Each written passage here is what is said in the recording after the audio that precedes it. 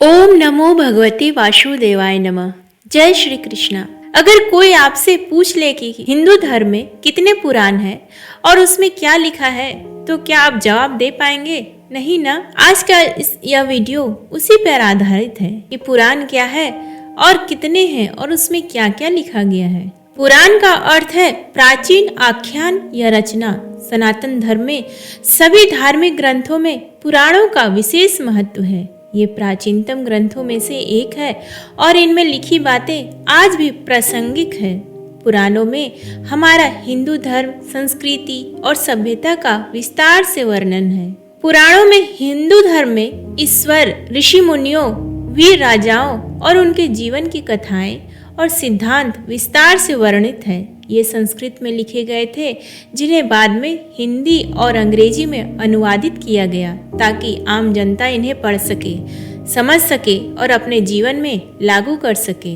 कुछ पुराणों में सृष्टि के प्रारंभ से लेकर सृष्टि के अंत तक की घटनाओं का विवरण है। हिंदू धर्म में कुल मिलाकर 18 पुराण हैं। इन पुराणों के नाम है ब्रह्म पुराण, पद्य पुराण, विष्णु पुराण, वायु पुराण, भागवत पुराण, नारद पुराण, मार्कंडेय पुराण, अग्नि पुराण, भविष्य पुराण, ब्रह्म वैवर्त पुराण, लिंग पुराण, वराह पुराण, स्कंद पुराण, वामन पुराण, कुर्म पुराण, मत्स्य पुराण, गरुड़ पुराण, ब्रह्म पुराण। ब्रह्म पुराण ये सबसे पुराना है। इसके रचयिता महर्षि वेदव्यास जी हैं। इसे महापुराण भी कहते हैं। व्यास जी ने इसे संस्कृत में लिखा था। महर्षि वेदव्यास ने परंपरा के पुराण के 10,000 श्लोक के माध्यम से इसे कई बातें और कथाओं को बताया है। जैसे सृष्टि का जन्म कब हुआ, धरती पर जल की उत्पत्ति कैसे हुई, ब्रह्मा जी और देवदंगों का जन्म कैसे हुआ, सूर्य और चंद्र के वंशज कौन थे, प्रभु श्री राम और श्री कृष्ण जी के अवतार की गाथा, माँ पार्वती और शिव जी के विवाह के बारे में भी बताया गया है। इसमें अनेक तीर्थ के बारे में सुंदर व भक्ति में आख्यान दिए गए हैं। साथ ही इसमें कलयुग का विवरण किया गया है। ब्रह्मा देव को आदि देव भी कहते हैं, इसलिए इसको आदि पुराण के नाम से भी जाना जाता है। पद्य पुराण, पद्म का अर्थ होता है कमल का फूल। इसकी रचना भी महर्षि वेदव्यास जी ने की थी।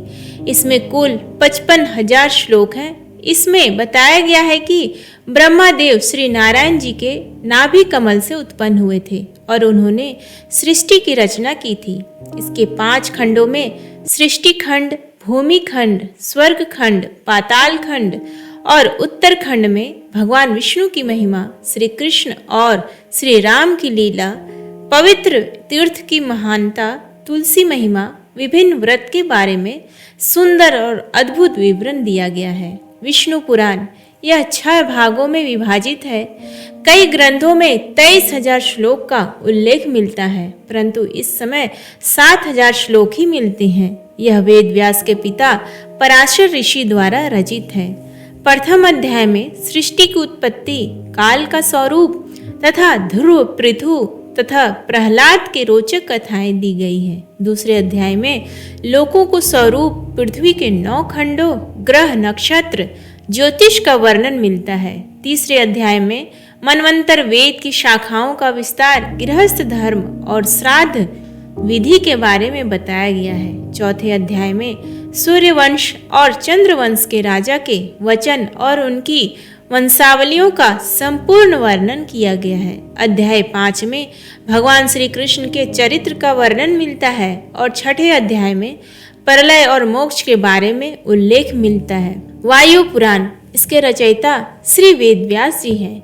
112 अध्याय, 2 खंड और 11,000 श्लोक वाले वायु पुराण में भूगोल, खगोल, युग, सृष्टि, कर्म और तीर्थ योग, श्रद्धा, पितरों, ऋषिवंश, राजवंश, संगीत, शास्त्र, वेद शाखा, शिव भक्ति आदि का विस्तार पूर्वक विवरण दिया गया है। इसमें शिव जी की पूजन विधि तथा उनकी विस्तृत महिमा का वर्णन होने के कारण इसे शिव पुराण भी कहा जाता है। इसमें भारत के बारे में भी लिखा गया है तथा नदी, पर्वतों, खंडों, द्वीपों और लंका के बारे में भी लिखा गया है। इसके अलावा इसमें वरुण वंश, चंद्र वंश आदि का भी सुंदर वर्णन है। भागवत पुराण, इसे भागवत और श्रीमद् भागवतम के नाम से भी जाना जाता है। इसके रचयिता महर्षि वेदव्यास हैं। इसमें 12 स्कंद और 18,000 श्लोक हैं। कहते हैं कि यह आत्मा की मुक्ति का मार्ग बताता है।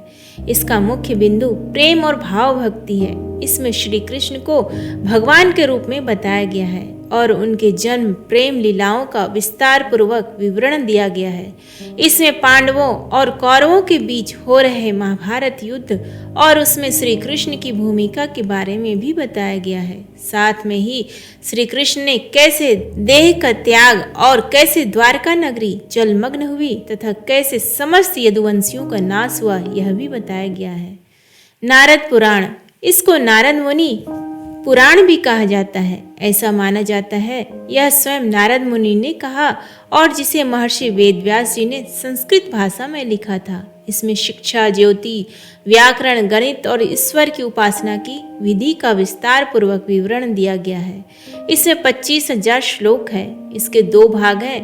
पहला भाग में ब्रह्मांड की उत्पत्ति और विनाश मंत्र उच्चारण, गणेश पूजा और पूजन विधियां, हवन, यज्ञ, महीने में आने वाले व्रत के बारे में बताया गया है। इसके दूसरे भाग में विष्णु जी के अवतार से जुड़ी कथाओं का सुंदर विवरण है तथा कलयुग में होने वाले परिवर्तनों के बारे में भी बताया गया है। मार्कंडेय पुराण, इसमें 137 अध्याय और 9,000 श्लोक है तथा यह बाकी पुराणों से छोटा है।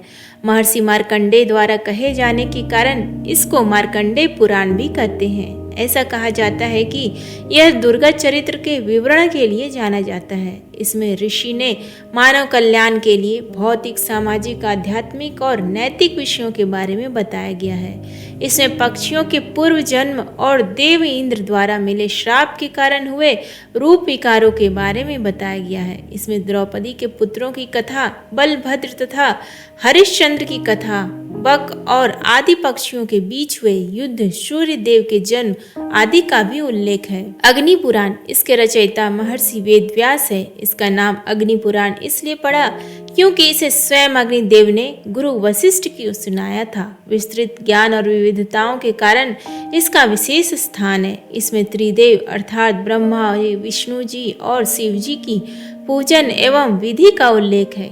महाभारत और रामायण का संक्षिप्त विवरण है।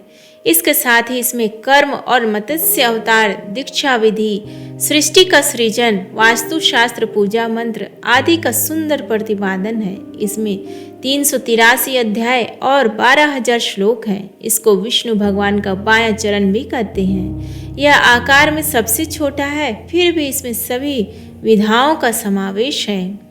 भविष्य पुराण, इसकी रचयिता महर्षि वेदव्यास जी ने की थी। भविष्य पुराण में 14,500 श्लोक हैं, जिसमें धर्म, नीति, सदाचार, व्रत, दान, आयुर्वेद, ज्योतिष आदि का उल्लेख है। इसमें विक्रम बेताल के बारे में भी बताया गया है। जैसे कि नाम से ही प्रतीत हो रहा है, इसमें कई भविष्यवाणी की गई है जो सही साबित हुई है। इसमें पृथ्वीराज चौहान, हर्ष महाराज, शिवाजी महाराज जैसे वीर हिंदू राजाओं के बारे में भी बताया गया है। इसकी शैली और विषय वस्तु के कारण यह पुराण बहुत महत्वपूर्ण है। इसमें सूर्य देव की पूजन की विधि और महिमा का भी विवरण है।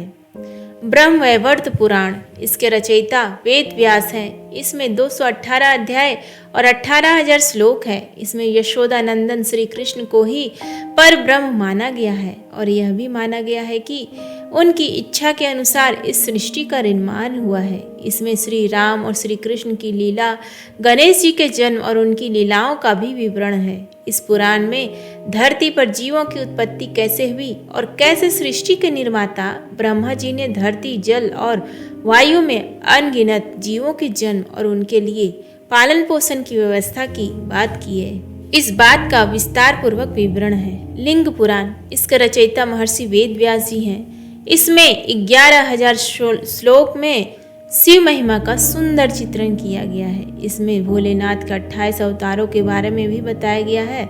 इसमें रुद्र अवतार और लिंगोद्भव कथा का भी विवरण है। इसमें सृष्टि के कल्याण के लिए शिवाजी द्वारा ज्योतिर्लिंग के रूप में प्रकट होने की घटना का भी विवरण है। इसके अलावा इसमें उन व्रत तथा शिव पूजन का विवरण है।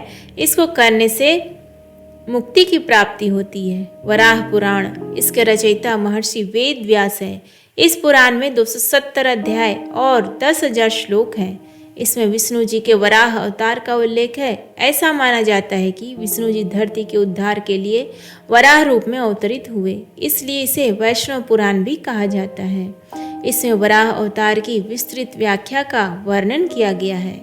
इसमें भगवान विष्णु के वराह अवतार की कथा प्रमुख कथा है। इसमें महर्षि वेद व्यास जी ने अनेक तीर्थ, व्रत, यज्ञ, दान आदि का विस्तृत वर्णन किया है। भगवान नारायण की पूजा अर्चना, भगवान शिव और पार्वती की कथाएं, वराह क्षेत्रवर्ती आदित्य तीर्थों की महिमा का वर्णन, मोक्षदायिनी नदियों की उत्पत्ति और महात्म्य का विस्तृत वर्णन, ब्रह्मा, विष्णु और महेश यह त्रिदेवों की महिमा आदि का विस्तृत वर्णन मिलता है स्कंद पुराण।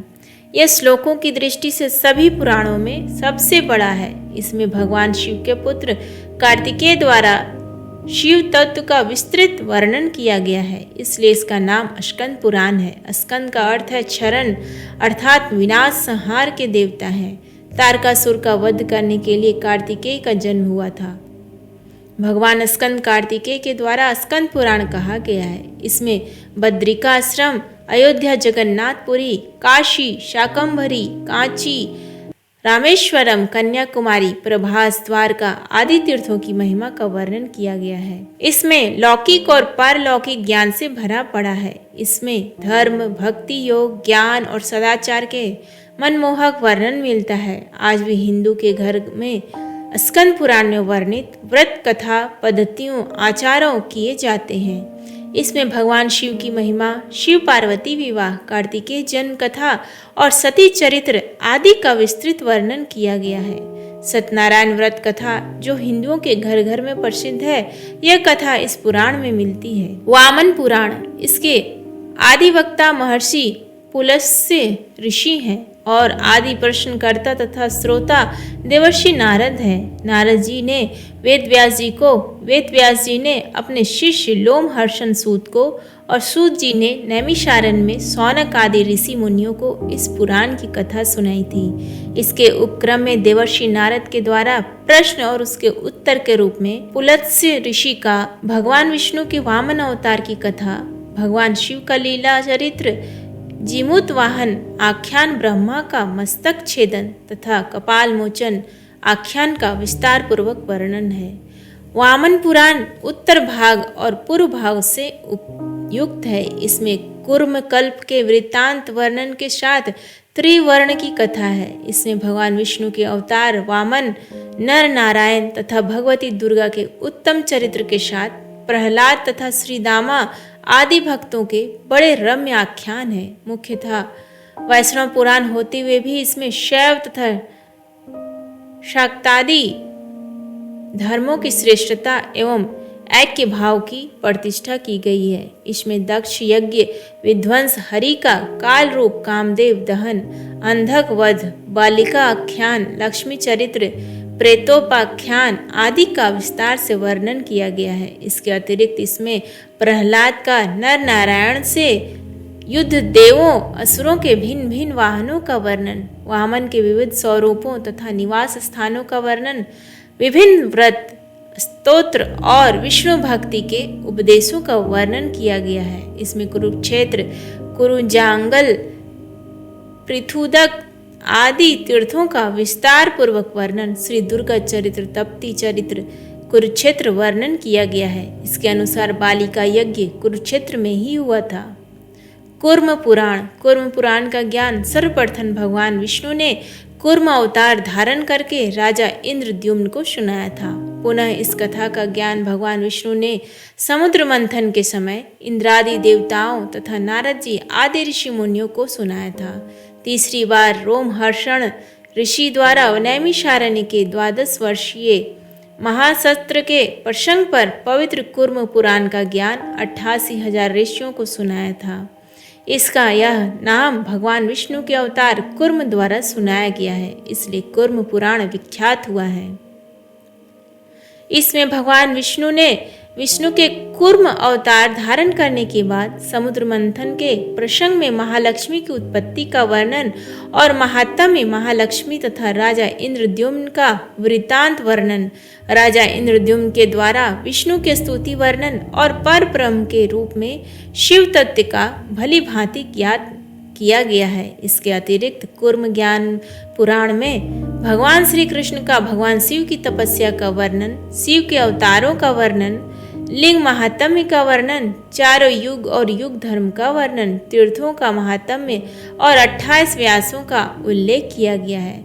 मत्स्य पुराण, इसके प्रथम अध्याय में भगवान श्री हरि विष्णु के मत्स्य अवतार की रोचक कथा के आधार पर इसका नाम मत्स्य पुराण रखा गया है। भगवान विष्णु ने मत्स्य का अवतार धारण करके राजा वैवस्वत, मनु तथा सप्त ऋषियों की प्राण रक्षा की और परम कल्याणकारी उपदेश दिया गया। यह उपदेश का इसमें विस्तार पूर्वक वर्णन किया गया है। इसमें जल प्रलय के साथ मत्स्य और मनु के संवाद का वर्णन, राजधर्म और राजनीति का अत्यंत श्रेष्ठ वर्णन, सावित्री सत्यवान की कथा, नृसिंह अवतार की कथा, तीर्थ यात्रा का वर्णन, दान महात्म्य का वर्णन, प्रयाग तीर्थ और काशी महात्म्य का वर्णन, पवित्र नर्मदा का महात्म्य, स्थापना कला का सुंदर वर्णन, मूर्तियों के निर्माण की पूरी प्रक्रिया एवं त्रिदेवों की महिमा आदि पर विशेष वर्णन किया गया है। इसके अनुसार भगवान विष्णु ने मत्स्य के अवतार धारण करके राजा मनु को सभी प्रकार के जीव जंतु एकत्रित करने के लिए कहा और पृथ्वी जब जल में डूब रही होगी तब मत्स्य अवतार में भगवान ने उस नाव की रक्षा की थी। इसके पश्चात ब्रह्मा जी ने पुनः जीवन का निर्माण किया। इसमें पुरुषार्थ के विषय में कहा गया है, जो कि व्यक्ति आलसी होता है और कर्म नहीं करता, वह भूखा मरता है। भाग्य के भरोसे बैठे रहने वाला मनुष्य कभी भी जीवन में सफल नहीं होता। उस मनुष्य से श्री वृद्धि तथा समृद्धि सदैव रूठी रहती है। गरुड़ पुराण हिंदू धर्म के 18 पवित्र पुराणों में से वैष्णव संप्रदाय से संबंधित एक महापुराण है। यह सनातन हिंदू धर्म में मृत्यु के बाद सद्गति प्रदान करने वाला माना जाता है। भगवान श्री हरि विष्णु को इस पुराण के अधिष्ठात्र देव माना जाता है, इसलिए यह पुराण वैष्णव पुराण है। गरुड़ पुराण को हिंदू धर्म में मृत्यु के बाद श्रवण करने का प्रावधान है। यह कहता है कि मनुष्य के कर्मों का फल मनुष्य को जीवन में तो मिलता ही है, परंतु मनुष्य के मृत्यु के बाद भी कर्मों का फल मिलता है। इसलिए कर्मों के ज्ञान को प्राप्त करने के लिए हिंदू धर्म में किसी मनुष्य के मृत्यु के बाद मृतक और गरुड़ पुराण का श्रवण कराने से मृतक को जन्म मृत्यु से जुड़े सभी सत्य का ज्ञान जान सकता है। इसके पूर्व खंड में भगवान विष्णु की भक्ति और उपासना की विधियों का वर्णन है।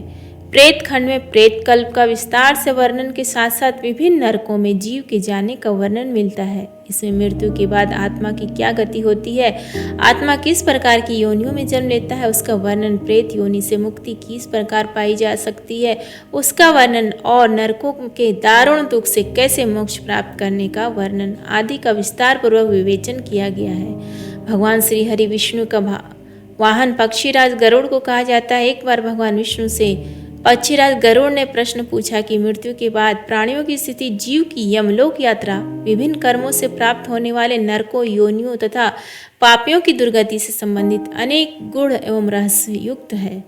गरुड़ जी की जिज्ञासा शांत करने के लिए भगवान विष्णु ने उन्हें जो ज्ञानमय उपदेश दिया था, यह ज्ञानमय उपदेश को गरुड़ पुराण कहते हैं। गरुड़ जी के प्रश्न पूछने पर ही स्वयं भगवान विष्णु के मुख से मृत्यु के उपरांत के गूढ़ रहस्य और परम कल्याणकारी वचन प्रकट हुए। ब्रह्मांड पुराण, यह ब्रह्मांड की उत्पत्ति, उसकी संरचना और उससे जुड़े रहस्यों पर विस्तार से प्रकाश डालता है। इसे शैव पुराणों में गिना जाता है क्योंकि इसमें भगवान शिव की महिमा का विशेष रूप से वर्णन किया गया है। इसमें ब्रह्मांड के निर्माण की प्रक्रिया का विस्तृत विवरण मिलता है। इसमें यह बताया गया कि कैसे सृष्टि का आरंभ हुआ और विभिन्न लोकों जैसे स्वर्ग, पाताल, मृत्यु लोक आदि की संरचना कैसे होती है। यह ब्रह्मांड के विभिन्न स्तरों और उनकी विशेषताओं का वर्णन करता है। समय का महत्व और उसका प्रभाव इस पुराण में विशेष रूप से वर्णित है। इसमें 4 युगों सतयुग, त्रेता युग, द्वापर युग और कलयुग का उल्लेख है और यह सब बताया गया है कि इन युगों के आधार पर ब्रह्मांड का काल चक्र कैसे चलता है। काल और समय का यह चक्र सृष्टि के निर्माण और विनाश की कहानी करती है। इसमें ज्योतिष और खगोल शास्त्र के सिद्धांतों का विस्तृत वर्णन है। इसमें ग्रहों, नक्षत्रों और अन्य खगोलीय पिंडों के प्रभाव के बारे में चर्चा की गई है। यह खगोल शास्त्र को धर्म और अध्यात्म के साथ जोड़कर प्रस्तुत करता है। इसमें धर्म के सिद्धांतों और उनके पालन का महत्व समझाया गया है। साथ ही यह विभिन्न तीर्थ स्थलों, उनकी महिमा और धार्मिक अनुष्ठानों के बारे में भी विस्तार से जानकारी प्रदान करता है। यह बताया गया है कि तीर्थ यात्रा कैसे आत्मा को शुद्ध करती और मोक्ष के मार्ग पर ले जाती है। पुराणों का आधुनिक संदर्भ में महत्व और प्रासंगिक कई दृष्टिकोणों से समझी जा सकती है। पुराण भारतीय संस्कृति, धर्म और समाज के प्राचीन ग्रंथ है, जिनमें हिंदू धर्म के मिथकों, कथाओं और दार्शनिक विचारों का संग्रह है। उम्मीद है आपको आज का ये वीडियो पसंद आया। प्लीज़ वीडियो को लाइक करें, शेयर करें और चैनल को सब्सक्राइब करें। धन्यवाद।